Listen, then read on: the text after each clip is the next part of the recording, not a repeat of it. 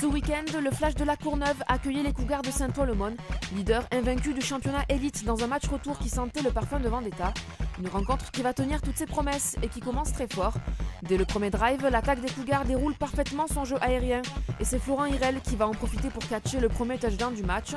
Les Valdoisiens ne pouvaient pas mieux commencer la partie, alors que du côté de La Courneuve, on éprouve toutes les peines du monde à se hisser dans le camp saint-oinais. Mais c'est finalement Marcus Shaw qui va sonner la révolte. Sur cette course, le running back casse 1, 2, 3, puis 4 plaquages et parcourt 55 yards jusque dans la end zone. Touchdown pour le Flash qui revient à 7 partout.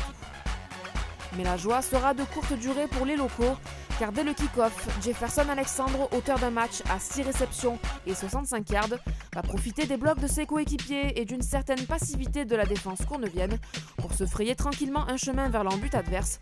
Touchdown pour le numéro 80 du Noir et Or qui reprend l'avantage au score. Et il faudra attendre la fin de la première mi-temps pour voir l'offense du Flash réagir. Sur cette action, Paul Durand va trouver directement dans la end zone Steve Delaval, pas mécontent de rentrer au vestiaire avec seulement un point de retard. Mais le début de la seconde période ressemblera étrangement à la première et Tanner Price, auteur d'un match à 57% de complétion, va lancer une passe laser plein centre à destination de Jean-Michel Damoura. Les Cougars reprennent à nouveau un touchdown d'écart pour le plus grand plaisir des supporters du Val d'Oise venus en nombre à La Courneuve.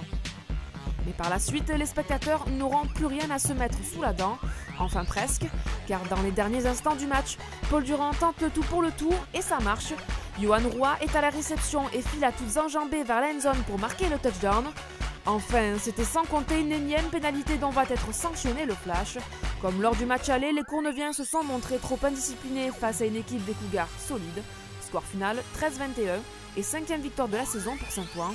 Un succès dont peut se féliciter Xavier Masse, même si la prudence reste de mise. Notre réussite, c'est le fait qu'on ait du personnel sur la défense cette année qu'on n'avait pas forcément les années précédentes. Le fait qu'on travaille avec un groupe de receveurs et de linemen qui commence à bien se connaître en attaque. Donc on a une osmose qui commence à bien prendre. Et puis en défense, on n'est plus comme on était avant, à pas être sûr de notre jeu. On est beaucoup plus agressif. Maintenant, dire qu'on est les favoris du championnat, je ne sais pas, parce qu'on n'a pas vraiment à chaque fois ultra dominé toutes nos rencontres. Donc il faut rester sérieux, travailler sérieusement aux entraînements et prendre les matchs les uns après les autres.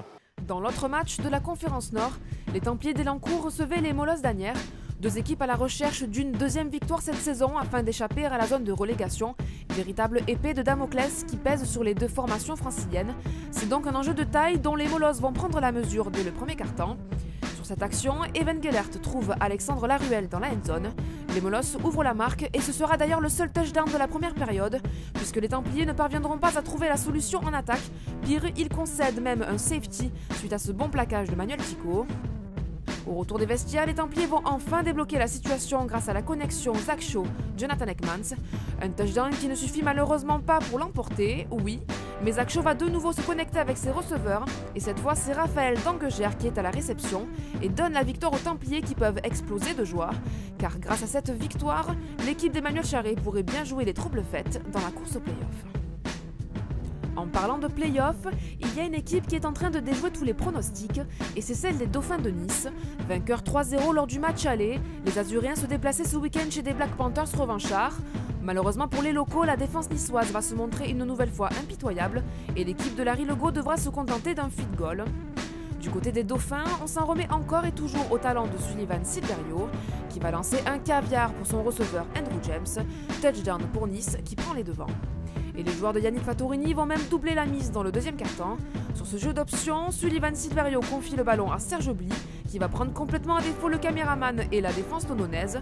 Le running back niçois n'a plus qu'à se faufiler vers la end zone. Nouveau touchdown pour les Dauphins qui mènent 14-3.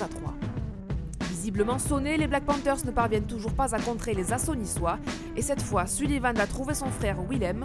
Touchdown pour Nice qui rentre au vestiaire sur le score de 21-3. En seconde période, les Black Panthers réduiront la marque grâce à Alexandre Cara, mais cela ne sera pas suffisant pour empêcher des Dauphins décidément très surprenants d'empocher leur 4e victoire de la saison.